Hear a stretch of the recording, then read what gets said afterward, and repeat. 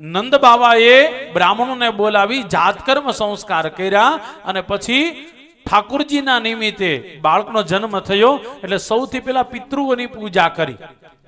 ઘણીવાર કથામાં કહેતો આવું છું, યાદ રાખજો, આપણા ઘરે દીકરાનો જન્મ થાય ખાસ કરીને એટલે પિતૃઓની પૂજા કરવી જોઈએ. અહીંયા પણ લખેલું છે પિતૃદેવાર્ચનમ તથા. પિતૃઓની પૂજા કરી. પિતૃઓની પૂજા કર્યા વગર ક્યારે પણ બાળકનો બુદ્ધિનો વિકાસ નથી થતો. એટલા માટે હંમેશા તમારે ત્યાં દીકરાનો જન્મ થાય અથવા દીકરાના ઘરે દીકરાનો જન્મ થાય, સૌથી પહેલા થેન્ક યુ કોને કહેવાનું? ભગવાનને નહીં, પિતૃઓને. બધા જ પુરાણમાં, એક નહીં બધા પુરાણમાં લખેલું છે એ ભગવાનની કૃપા ને પિતૃઓની કૃપા થાય તો જ આપણા ઘરે દીકરા થાય છે. પિતૃદેવાર્ચનમ તથા. નંદ બાવાએ પિતૃઓની પૂજા કરાવી. કાર્યામાત વિધિવત. વિધિવત એટલે વિધિસર. કાર્યામાત કરાવી, વિધિસર પૂજા કરાવી અને પછી નંદ બાબાએ શું કર્યું? ખાસ કથા સાંભળજો, મજા આવશે. નંદ બાબા દોડતા ગયા યમુનાજીમાં અને છલાંગ મારી, ઠેકડો માર્યો યમુનાજીમાં. ભાઈ આમ તો શાસ્ત્ર ના પાડે છે કોઈ દી પણ યમુનાજી, ગંગાજી, નર્મદાજીમાં ઠેકડો ન મરાય. આમ ઉપરથી ઘણા ડાઈ મારે ને એ સ્વિમિંગ પુલમાં મરાય હો, પણ ગંગા યમુનામાં કોઈ દી ઠેકડો ન મરાય. પણ અહીંયા ઠેકડો માર્યો એવું લખ્યું છે. પણ એની માટે પણ ગરુડ પુરાણમાં લખેલું છે તમારા ઘરે દીકરાનો જન્મ થાય ત્યારે ખાસ કરીને તીર્થમાં ઠેકડો મારવો જોઈએ, એટલે ડાઈ મારવી જોઈએ. અને ડાઈ મારો ને જેટલું પાણી ઉછળે અને જમીન ઉપર પડે ને એટલું તમારા પિતૃઓ એ પાણી પીવે છે. એ પાણી જે બહાર ઉડે ને એ તમારા પિતૃઓ ગ્રહણ કરે છે. એટલે એક સમય છૂટ આપી છે, ત્યારે આપણે હરખ પદુડા થઈ અને ડાઈ મારવી જોઈએ. અહીંયા પણ લખેલું છે પિતૃદેવાર્ચનમ તથા કાર્યામાત વિધિવત. પછી તો નંદ બાબા સરસ મજાના કપડા પહેરી અને આવ્યા અને બ્રાહ્મણોને ગાયોનું દાન કર્યું. કેટલી ગાયોનું દાન કર્યું?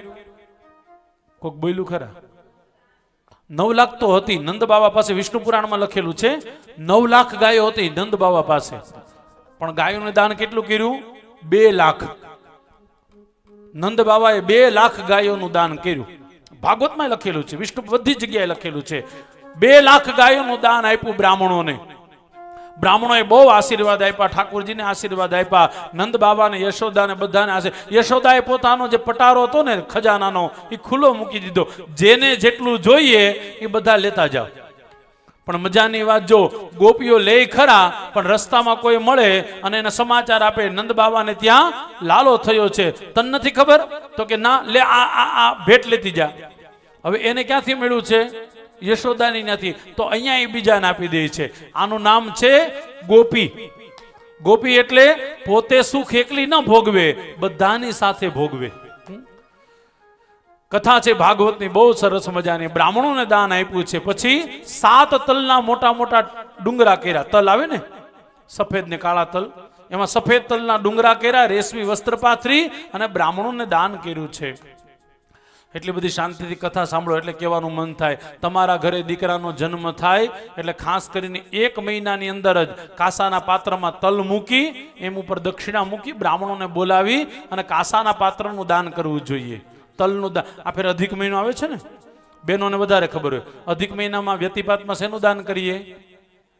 યસ, કાસાના પાત્રનું, તલનું, ઘીનું ખાસ દાન કરવું જોઈએ, જેથી કરીને આપણા પરિવાર ઉપર આવવાવાળી બધા સંકટો દૂર થઈ જાય છે. અને આ જે ન્યા છે એ જ અહીંયા છે. નંદ બાબાએ મોટા મોટા તિલાદ્રી, તિલા એટલે તલ, તલના મોટા મોટા ડુંગરા બનાવી બ્રાહ્મણોને ભેટ આપી. બ્રાહ્મણો બધા રાજી રાજી થઈ ગયા. બધા બ્રાહ્મણો કહેતા નંદ બાબા તમારા ઘરે દીકરો થાય એટલા માટે મેં કેદુના જપ કરતા હતા, એ ભગવાને અમારું સાંભળી લીધું. હું ઘણીવાર કથામાં ખાસ કહું છું, આ નોટ ડાઉન કરી રાખજો પ્લીઝ.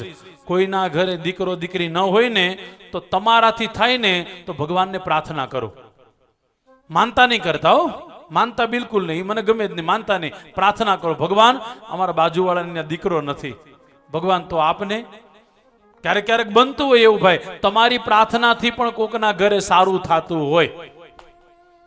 અને આ કરવા જેવું છે. બીજાનું સારું થાય એટલા માટે સતત પ્રાર્થના ચાલુ રાખો.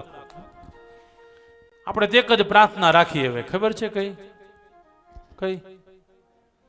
વાહ ડાયા છો, સમજી ગયા. એ સભાવાળી પ્રાર્થના સભા